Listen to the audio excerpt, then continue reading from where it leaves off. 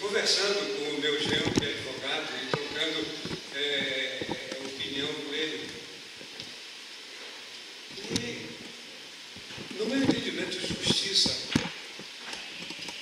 é o dom de avaliar corretamente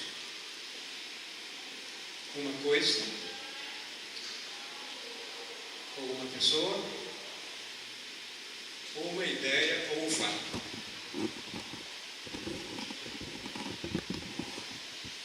Aquela deusa grega que simboliza a justiça na cultura ocidental tem na mão uma balança. Justiça é a avaliação da forma correta. Quando você pesa um peso enganoso, isso é injustiça. Quando você avalia de modo tendencioso, preconceituoso, isso é injustiça. Quando você combate uma ideia de maneira maliciosa, ou quando você espalha uma notícia enganosa, isso é injustiça. Desinformação é uma forma de injustiça. Então, justiça é avaliar de modo correto. De uma maneira redundante, a gente, como ela falou, avaliar de maneira justa. De maneira completa. De maneira íntegra. Sem tirar nem acrescentar. Contemplar a justiça de Deus, conforme a lição, é maravilhoso, porque a justiça divina ela é permeada de misericórdia. O que é misericórdia?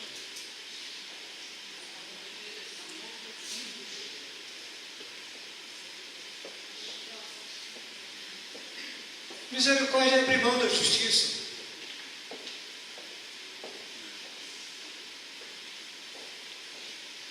Ou não? É receber algo que não merece, né? Justiça é atribuir um valor. Misericórdia é atribuir um valor favorecendo. É graça. Pois não, irmão? Bom dia a todos, feliz sábado a todos. A gente pode perceber que é algo muito difícil para quem é humano ser justo e misericordioso ao mesmo tempo. Quando você é misericordioso, você não está sendo justo. E quando você aplica a justiça, quando você aplica os padrões normativos a uma atitude que é contra a lei, você também não é misericordioso. E a lição dessa semana, ela tem um foco de levar-nos, como igreja, a entendermos como é que Deus praticou isso. Quais eram as orientações de Deus ao seu povo, o que o seu povo deveria fazer para serem justos e misericordiosos ao mesmo tempo. A gente percebe que parece que só Deus consegue fazer isso. Mas quando observamos a palavra e seguimos a maneira como Deus nos ensinou, é possível que nós consigamos também aplicarmos a justiça. Ou seja, seguir a lei. Mas só que nós não podemos esquecer de uma coisa. A lei, ela tem duas visões. A letra e o espírito. E muitas vezes nós estamos tão preocupados com que a letra falte, esquecemos do espírito. Qual é o espírito da lei? Ao mesmo tempo, nós não podemos estar tão preocupados somente com o que o espírito da lei fala e ficar despreocupados com aquilo que a letra da lei fala. A lição, ela tem um foco aqui de inclusão social. A inclusão social. E como podemos fazer essas inclusões sociais diante de tantos problemas que havia no meio de Israel, numa civilização sem os padrões que hoje nós temos de cultura, como é o nosso, sem os padrões que nós temos hoje de estado social. Havia muita dificuldade naquele povo, havia facilidade de perversão da justiça. E Deus estava muito preocupado de como é que nós poderíamos tratar quem era rico e quem era pobre, aplicando a justiça e aplicando também a misericórdia. O problema da lei é que ela é sujeita à interpretação. E o homem, sendo injusto por natureza, ele tende a interpretar a lei de acordo com o seu interesse, de acordo com a sua conveniência. Inclusive as leis dos homens, muitas vezes elas já são feitas de maneira injusta, tendenciosa, porque quem tem o poder de fazer a lei a faz a defender seus interesses. Mas vamos contemplar a lei no Velho Testamento, dada a Moisés, e tirarmos delas algumas lições e trazê-las ao contexto atual e ver como a igreja pode aplicar isso. Eu convido os irmãos a abrirem as Bíblias.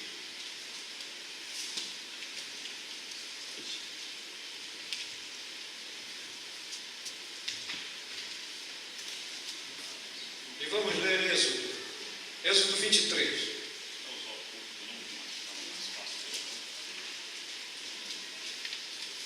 Eu vou distribuir os textos.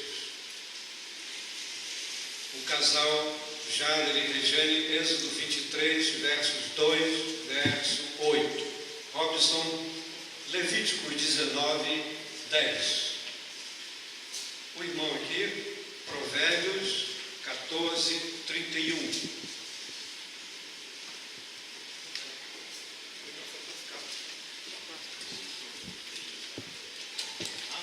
O irmão lá atrás, Miqueias 6, 8.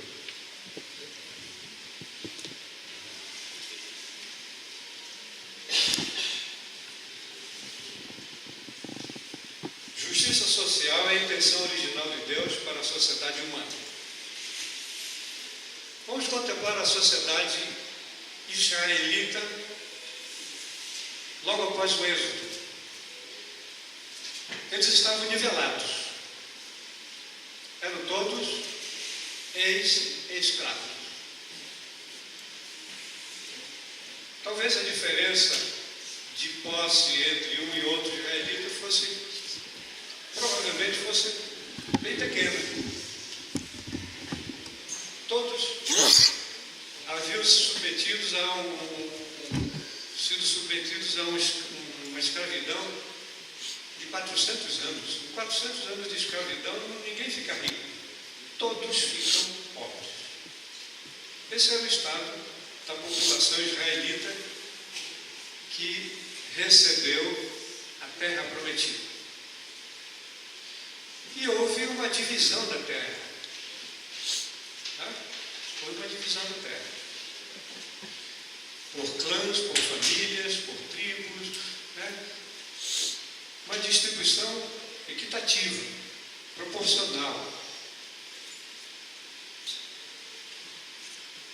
Os que têm a mínima noção de economia sabem que a riqueza não surge do nada. A riqueza provém da terra. Não existe outra maneira de se produzir riqueza. Toda riqueza tem origem na terra.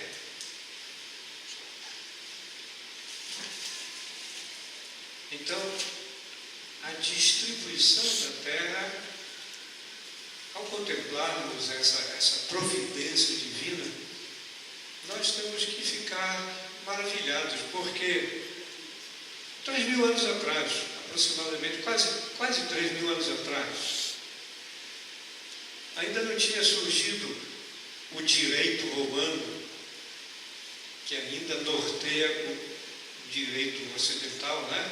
A nossa noção de direito. Não havia essa sofisticação de leis que existem hoje. Era tudo muito simples, era uma sociedade simples. A terra distribuída entre pastores e agricultores. Uma sociedade bastante simples, bastante primitiva. Mas vamos ver a beleza das providências tomadas por Deus ao distribuir leis extremamente modernas. Se nós pegássemos as leis do Levítico e do Êxodo e as aplicássemos ao nosso país, nós teríamos de fato justiça social. Vamos ler Êxodo 23, 2 e 8. Não seguirás a multidão para fazeres o mal, nem numa demanda darás testemunho, acompanhando a maioria, para perverteres a justiça. Verso 8. Também não aceitarás peita, noutras versões de suborno, porque a peita cega os que têm vista e perverte as palavras dos justos. Que coisa atual, hein? Não seguirás a multidão para fazer o mal. É muito fácil fazer o mal na multidão, não é? Nós temos que ter cuidado com a multidão. Porque na multidão aparentemente se dilui a responsabilidade. E é o que nós vemos nos dias atuais, né? A injustiça sendo mascarada pela multidão. Não aceitarás suborno. Não aceitarás propina. Ou coisa atual, hein? Levítico 19, 10. Não rebuscarás a tua vinha, nem colherás os bagos caídos da tua vinha. Deixá-lo-ás ao pobre e ao estrangeiro. Eu sou o Senhor, vosso Deus. Depois de colhido o fruto da vide, o proprietário era instruído a não repassar a colheita. Aqueles cachos que ainda estavam verdes, que ele deixou, ele tinha que deixar, não ia colher. Aquilo era para os pobres, para os estrangeiros, para os marginais, os marginalizados da sociedade.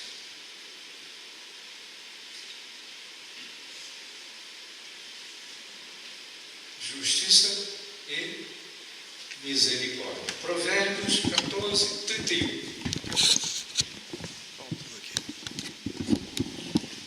O que oprime o pobre insulta aquele que o criou, mas a este honra o que se compadece do necessitado. Veja só. Como nós temos a tendência de estimar as diferenças. Nós nos atribuímos títulos de distinção,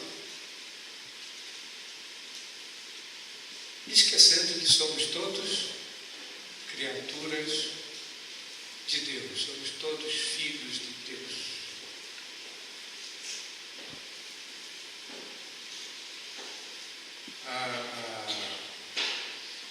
A noção do Evangelho, mostrando a nossa origem, a noção da Bíblia, mostrando a nossa origem, vai de encontro a essa necessidade de equidade. Porque se nós não formos filhos de Deus, se nós formos fruto do acaso, não existe igualdade. Não existe equidade. Não é uma coisa fantástica contemplar a sabedoria divina? Essas são leis extremamente simples. Olha, uma das dificuldades que eu tenho para ler filosofia ou para ler direito são os termos técnicos. Tem termos até em latim. Até hoje eu não sei o que é ad hoc.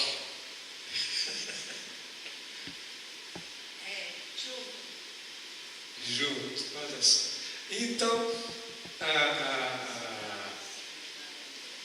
a lei do Levítico é fácil de compreender e extremamente simples e extremamente eficaz e eficiente.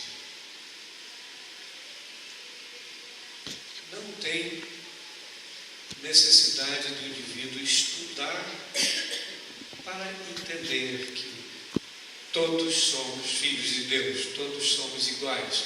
E que se um, por circunstância, se vê menos favorecido que o outro, isso não desiguala. Isso é motivo para a nossa meditação. Isso é motivo para nós apurarmos o nosso comportamento. Porque a tendência humana, natural, é cultivar diferenças. Na nossa comunidade, existem diferenças. As diferenças existem. Não do ponto de vista moral, mas do ponto de vista social, econômico, etc. Existe essa diferença. A igreja, ao trabalhar pela comunidade, ela é orientada a procurar as semelhanças.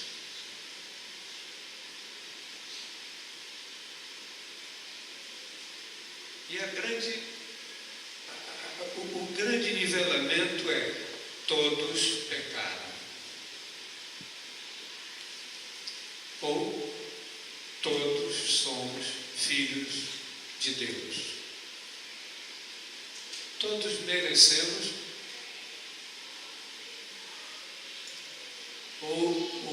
a morte, mas a todos é estendida a graça. Como eu posso pregar o Evangelho da graça? Evangelho é isso, é a boa notícia da graça. Olha,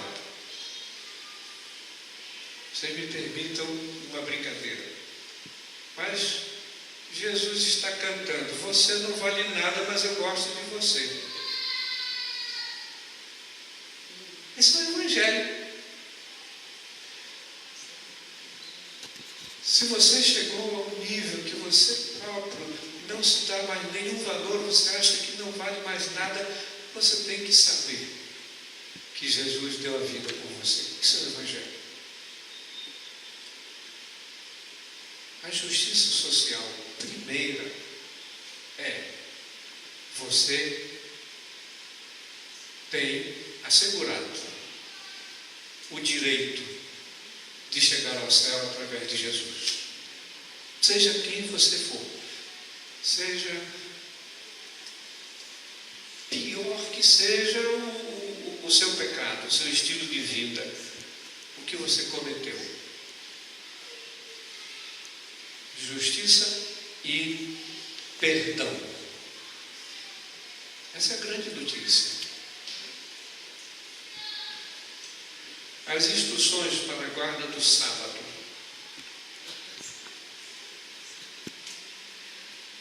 Vejam que maravilha. Havia um nivelamento proprietário, a mulher do proprietário, o filho do proprietário, o servo e sua família, o estrangeiro. E naquele país havia muitos estrangeiros, porque os israelitas tomaram aquela terra de muitos estrangeiros, dos hititas, dos amorreus, entende? Então, havia muito estrangeiro, muitas pessoas que não pertenciam à sociedade israelita, mas o sábado assegurava a eles o mesmo tratamento. Até os animais, até as bestas de carga. Ora, se o homem não ia trabalhar, naturalmente o animal também não. As instruções para a guarda do sábado incluíam o princípio da garantia de oportunidades iguais, para que todos descansassem, servos, animais e estrangeiros. A cada 7 anos, o ano sabático era uma ocasião para o cancelamento de dívidas.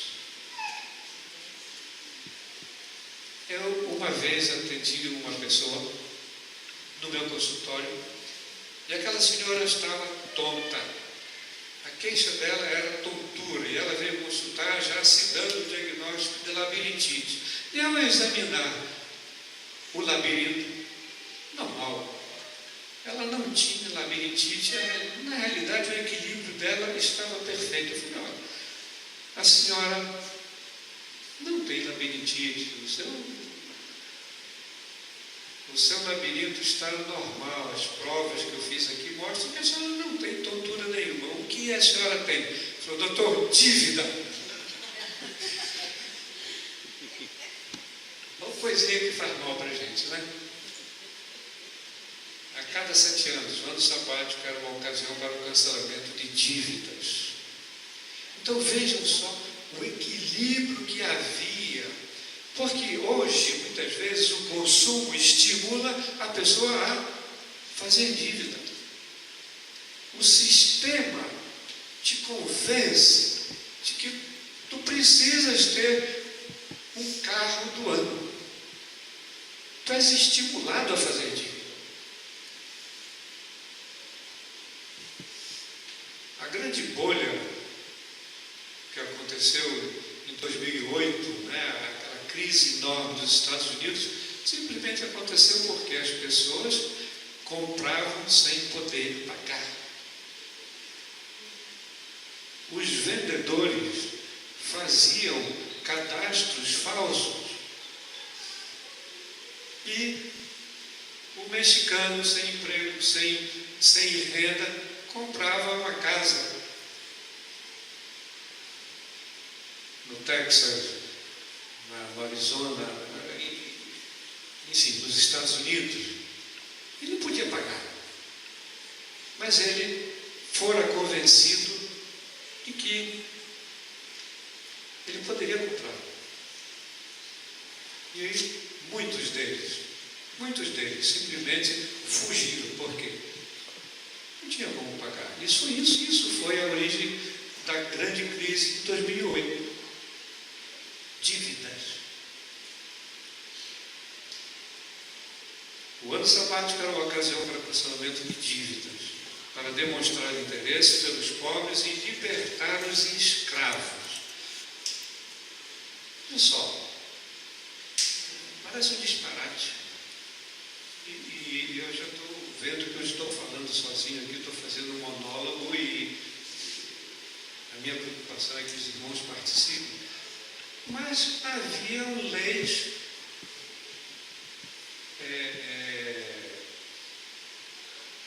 que falavam, que davam noções de tratamento para os escravos, como se a escravidão, a escravatura, fosse aceita por Deus. O que os irmãos acham? A escravidão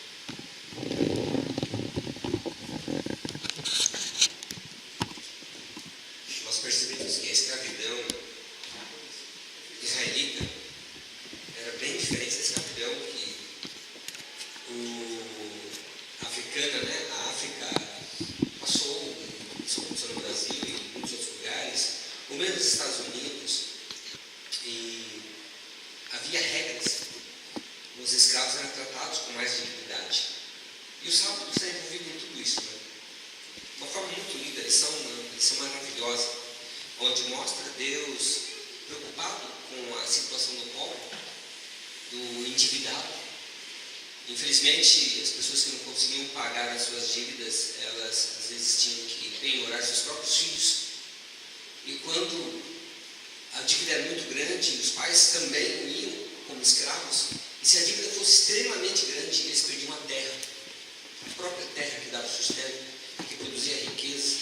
E Deus regulou tudo isso, como o professor está falando, né? Nivelou tudo isso através das leis sabáticas, os 3 tipos de sábado, sábado semanal, o sábado da terra, né? E também depois o ano do jubileu. A gente percebe, irmãos, que no 6º sábado, melhor, no 6º ano, era um ano de muita alegria para quem era escravo. Então veja uma coisa, irmão. Desculpa interromper, mas não quero perder a ocasião. Existem leis para aplicar justiça, mas existem leis para aplicar misericórdia. Percebem? A gente sempre imagina a lei como algo para aplicar justiça. Mas Deus, na tentativa de consertar a burrice humana, estabelece leis que aplicam nada mais, nada menos que misericórdia. Continue. E no 6º ano era um ano de muita alegria para quem era escravo. Porque ele sabia que no último dia do ano, no pôr do sol, era o dia da libertação dele. Porque o 7º ano, ele estava perdoado. Ele estava libertado. Ele poderia voltar para a sua casa livre. Se a dívida foi paga ou não foi paga, na sua totalidade, não importava. Importava que Deus havia deixado um período, um tempo, para que isso pudesse acontecer e ele voltar feliz. Então quem perdoava a dívida? É uma boa pergunta. Porque a base nessa recomendação, quando a gente começa a ler, inclusive o texto, a gente começa a entender o motivo pelo qual Deus dá essas leis. Né? O motivo que ele dá essa lei é dizendo, primeiramente, o seguinte: eu sou o dono de tudo, você não é dono de nada. Fui eu que criei você, criei a terra, criei todas as coisas, e o bem que você tem, o patrimônio que você tem, o dinheiro que você tem, são dádivas minhas. Para ficar claro isso. E é interessante, inclusive, a gente anotar nesse trecho da lição, que ele junta esses três sábados, né? Sendo que os 2 primeiros eles foram dados numa época, e o terceiro foi dado numa outra época. Os 2 primeiros foram logo antes dele dar a lei de Deus, quando ele estava quando Moisés foi subir o povo, fez um relato junto ao povo, segundo a ordem de Deus, e inclusive fez ali um pacto com o povo. E o povo falou: tá certo, nós vamos cumprir esse pacto. E o terceiro já é dado quando Israel estava na bonança. Já tinha sido assentado em terras, certo? Já tinha, e era onde a prosperidade, inclusive, de Israel era grande, que foi um pouco antes da invasão que foi feita. Já foi o profeta Isaías que já fez essa profecia, ele mandou esse recado para o povo. Então, é interessante que são situações diferentes em condições diferentes também, né? Mas o objetivo básico sempre foi o mesmo. Para alertar lá no começo, quando eles só tinham o ouro tirado do Egito, né? Não tinham propriedade, não tinham nada. E depois, quando eles já tinham bonança, já tinham terra, já conseguiam entender exatamente o que era a bênção de Deus efetivamente na vida deles. E estavam sujeitos à ganância. Exato. E é interessante porque quando a gente passar para o próximo dia, a gente vai conseguir entender melhor essa aplicação quando Isaías, inclusive, chama a atenção também do povo, Oséias também chama a atenção do povo. O povo, na verdade, já está, quando vai falar de opressão ao próximo, o povo, na verdade, alguns do povo, já estavam vivendo um tipo de vida que era de luxo mesmo e oprimindo verdadeiramente seus irmãos e seus escravos. Tendo camas de marfim. Mas o irmão terminou a sua digressão. Nós podemos ver a cruz em tudo isso, a redenção. O sábado, ele aponta para Jesus. Quando o povo era libertado, no 7º ano, o escravo era libertado, isso lembra que Jesus, o escravo é libertado. Quando Deus dá o 7º ano para a terra descansar, são leis que Deus estabelece para que então a terra realmente pudesse repousar, refazer suas energias, e aponta para Jesus como aquele que vai providenciar o descanso desse planeta. E quando a terra é devolvida no jubileu para aquele que perdeu a terra, porque não podia pagar as suas dívidas, ele perdeu a terra, mas embora a vida da sua família estava em liberdade, mas a terra já era, ela poderia ser comercializada, ela poderia ser transferida. Mas no 50º ano, todo israelita sabia, aquela terra ela voltava ao seu dono original, mostrando o quê? Aquilo que o nosso querido irmão acabou de falar, né? De que todas as bênçãos, toda a riqueza era provinda de Deus, de que a terra não pertence ao homem, a terra ela pertence a Deus, ele dá a quem ele quer. E foi essa a lição que no capítulo 2 do livro de Daniel, Deus tentou ensinar para Nabucodonosor, que quando Jesus Cristo voltasse, ele daria a terra aos seus servos. Então, quando nós vemos no 50º ano do jubileu, a terra voltando para o seu possuidor, isso nos ensina que no futuro, aliás, num pedaço do passado, na morte de Jesus, ele assegura que no futuro, Deus vai devolver a terra para aqueles que lhe obedecem, para aqueles que são parte do seu povo, que hoje são escravizados e que encontram a libertação em Cristo Jesus.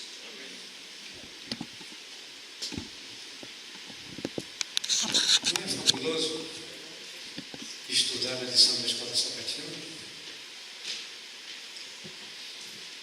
Não é fabuloso, não é maravilhoso contemplar esse Deus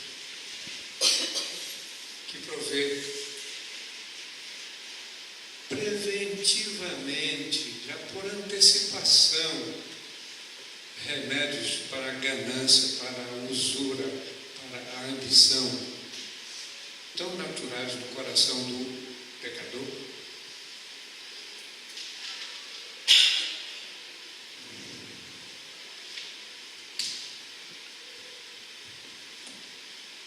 Deus tem uma maneira muito simples de direcionar seus filhos. Quem tem Miqueias 6:8? Leia aí, irmão. Ele te declarou, ó homem, o que é bom e o que é que o Senhor pede de ti, que pratiques a justiça e ames a misericórdia e andes humildemente com teu Deus. O senhor lembra? O senhor iniciou a lição falando de conceitos. Lembra? O que é adoração? Eu resumiria a adoração nesse verso, de forma, eu acho que é bem completa. Os tradutores, os entendidos em tradução dizem que esse verso deveria ser lido da seguinte maneira: Deus te ensinou, ó homem, o que Ele quer que você faça, como você vive, que andes humildemente com o teu Deus. Consequentemente, tu amarás a misericórdia e praticarás a justiça. Foi assim que Enoque viveu.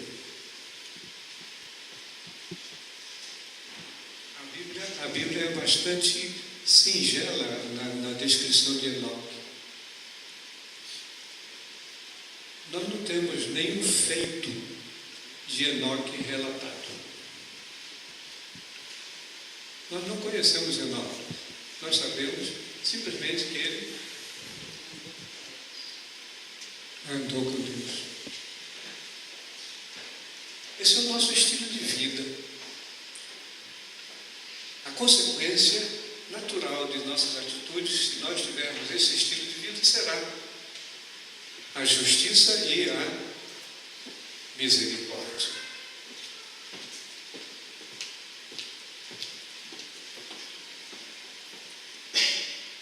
Para Deus, o comportamento altruísta de socorrer os outros é igual à verdadeira adoração.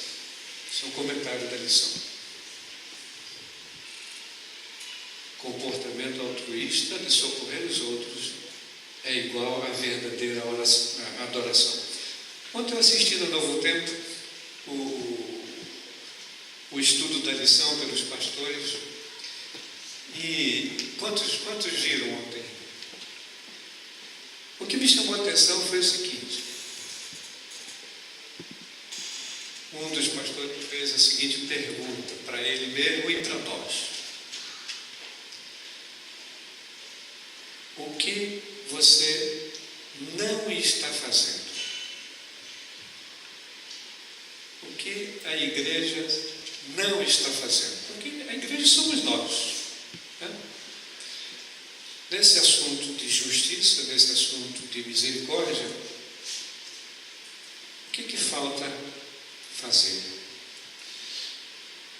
Ele fez uma outra pergunta: se a igreja for retirada do seu bairro, da sua comunidade, qual a falta que ela vai fazer?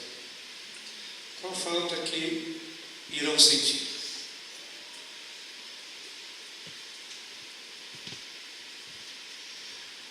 Essa é uma pergunta muito séria. Será que eu faço falta? Será que importa a minha presença neste mundo? Porque ser importante é isso. É fazer falta. Aquele lugar que você ocupa, se você desocupar, vai causar problema, vão sentir falta.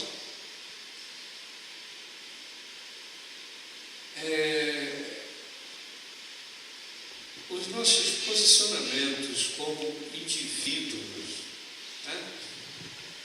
e de acordo com a esfera de influência que nós temos, ele é relevante. E Deus nos cobra disso. A lição fala de um diálogo que pode ser assim: alguém reclamando de Deus fala: ô Senhor, por que tu permites tanto sofrimento? E Deus devolve a pergunta: Paulo Lima, por que tu permites tanto sofrimento? Tem tanta coisa que tu podes fazer, mas tu te escondes na multidão. Já isso é trabalho da ADRA. Aí ficou muito fácil, não é? Isso é trabalho da associação. Esse assunto da divisão.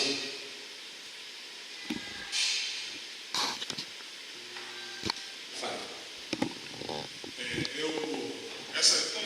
Essa lição, me lembrei muito claramente do sermão do sábado passado também, porque eu nasci na igreja, filho de pastor, e e a vida toda a gente recebeu lições do fazer, né?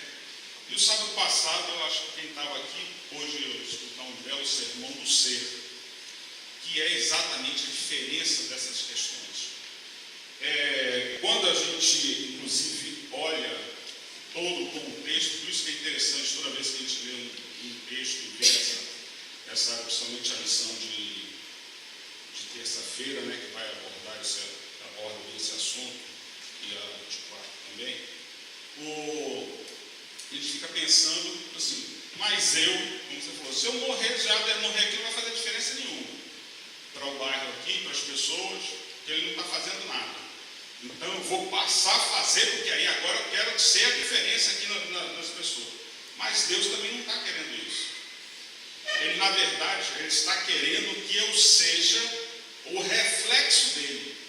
E esse que eu acho que é o grande problema do Jader, pelo menos, é que ele não se aproxima de Deus de forma que a luz de Deus possa refletir nele para as pessoas. Então aí a gente chega à questão de que se eu resolver fazer por fazer, vai ser bom, as pessoas vão receber um benefício, mas não é o que Deus quer. Porque o que Deus quer é que eu faça através dele, imputado pelo poder dele, da maneira que ele acha que deve ser feito. Normalmente, quando a gente faz por fazer, para ser importante, para ter importância, a gente costuma errar bastante em relação a isso aí. E essa fala eu acho interessante o comentário de Ellen White que ficou nesse dia de terça-feira. Para quem tem a lição do comentário de Ellen White, é o último parágrafo. Diz o seguinte: religião não é limitar-se a ritos e cerimônias exteriores. A religião que vem de Deus é a única que leva a Ele. Para o servirmos devidamente, é necessário nascermos do Divino Espírito. Isso purificará o coração e renovará a mente, dando-nos nova capacidade para conhecer e amar a Deus. Também nos comunicará obediência voluntária a todas suas ordens. E esse é o verdadeiro culto. É o fruto da atuação do Espírito Santo. É pelo Espírito que toda prece sincera é produzida, e tal prece é aceitável a Deus. Onde quer que o coração se abra em busca de Deus, aí é manifesta a obra do Espírito, e Deus se revelará a essa pessoa. Deus busca esses adoradores, espera recebê-los e torná-los seus filhos. Desejado pelas nações, página 189. Isso equivale, com muitas palavras, às poucas palavras de Miqueias. Deus quer de você, ó homem, que andes humildemente com Ele. Ou seja, ao refletirmos Deus, o requisito principal é a humildade. Andes humildemente com Ele. Porque nós somos assim, propensos realmente a fazer as coisas para o nosso, para sermos notados. Eu vi alguém escrever, acho que foi o Milo Fernandes, escrever o seguinte: as pessoas falam muito em privacidade, mas na realidade o que as pessoas gostam mesmo é de notoriedade. Faz parte da nossa natureza, né?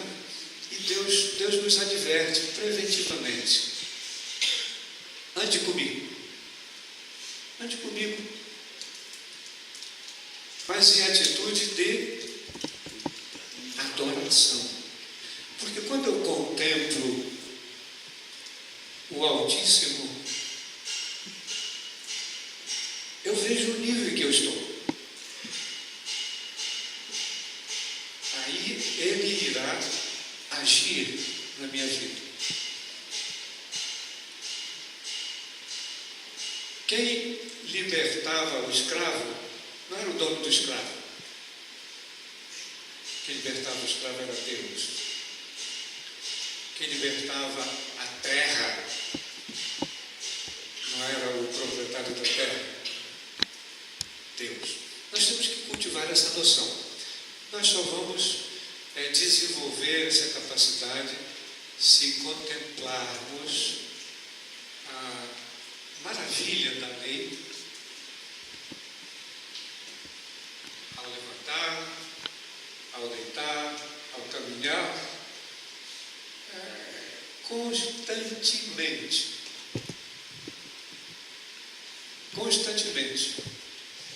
vigiando, estando atento, percebendo, ouvindo a vontade de Deus. O que Ele reservou para nós a cada dia. Quando acordarmos, Senhor, olha, eu estou aqui. Eu vou para o meu trabalho, mas eu quero te servir. Eu quero estar atento para ser um bom colega de trabalho. Eu estou acordando agora. Eu vou encontrar-me com a minha família. Eu quero estar atento para andar humildemente contigo e ser um pai, ou um filho, ou uma esposa, um esposo, um parente, um agregado, um estrangeiro humilde. Pois não, irmão? Você está comentando a respeito da verdadeira adoração.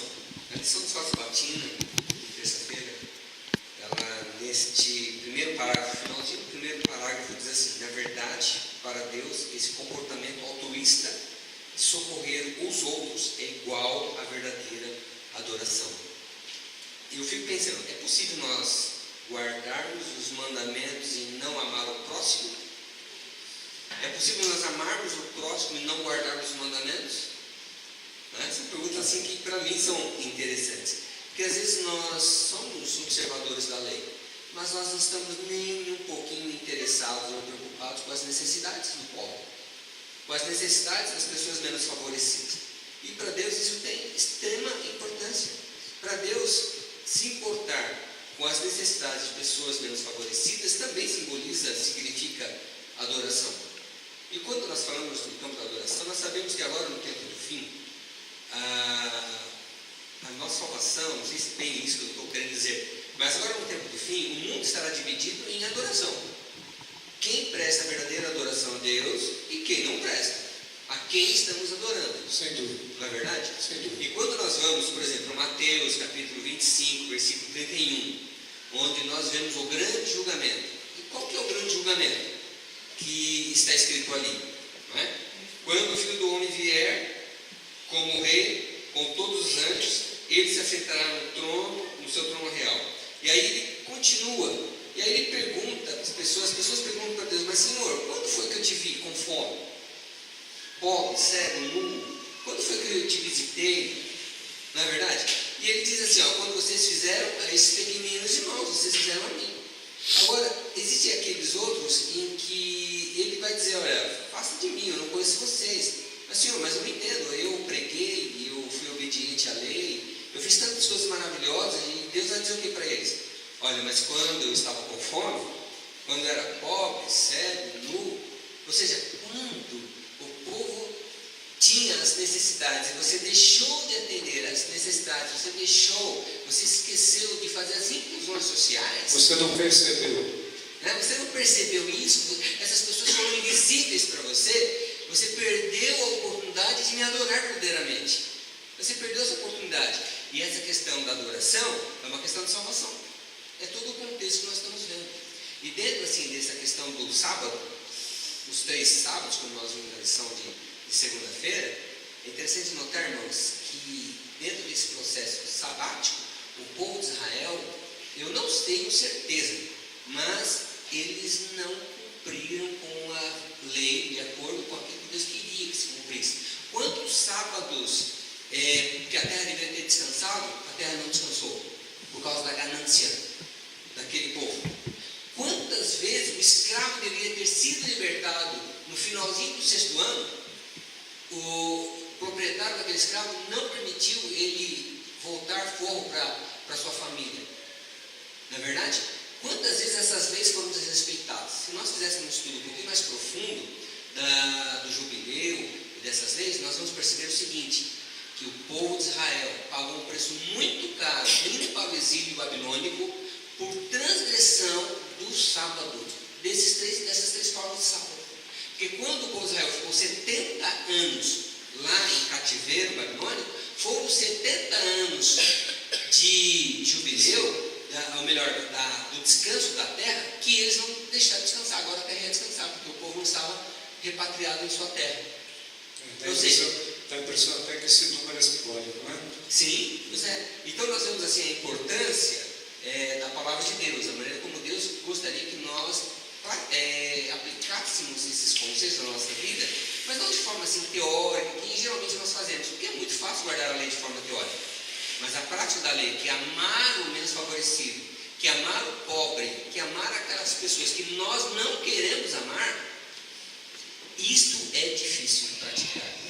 Isto é um grande desafio para qualquer um de nós, adventistas ou qualquer outra pessoa.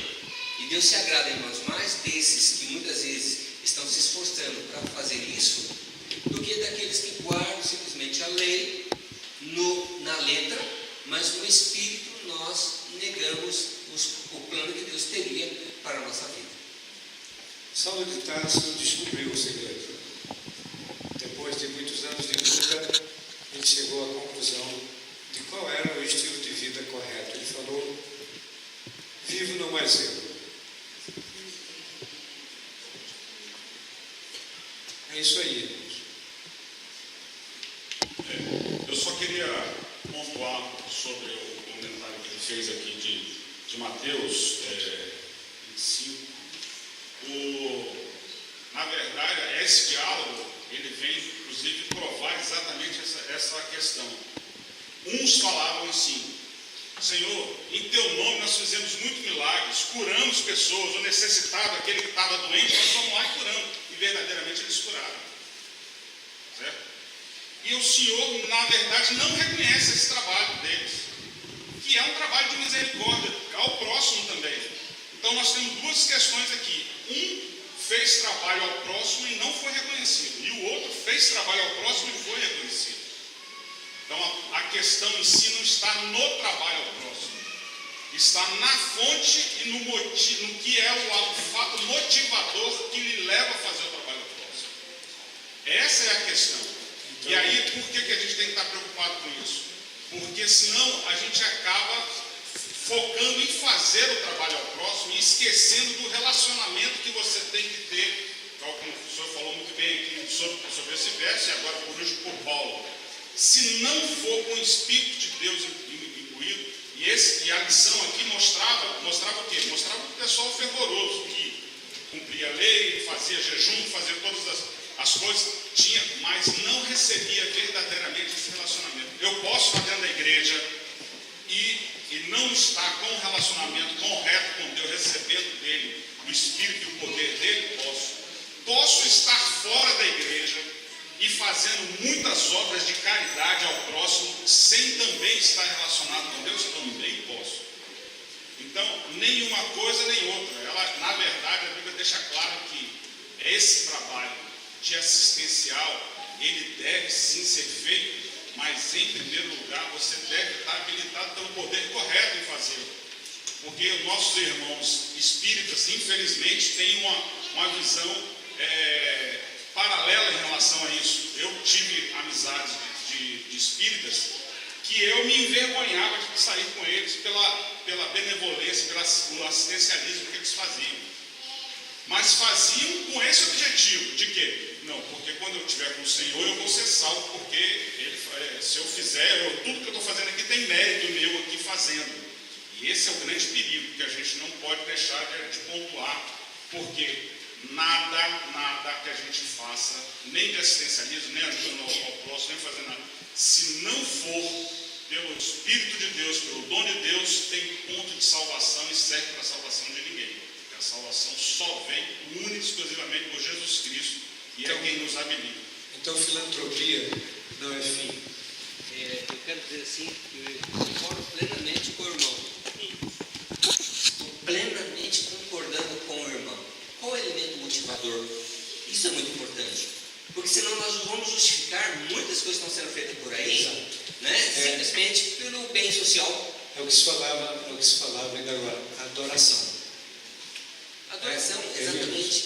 Ou seja, a obediência à palavra de Deus nos leva a fazer as obras sociais. As duas coisas estão ligadas. Mas as obras sociais têm que ser consequência da adoração. Da adoração, perfeitamente. Consequência de você andar com Deus.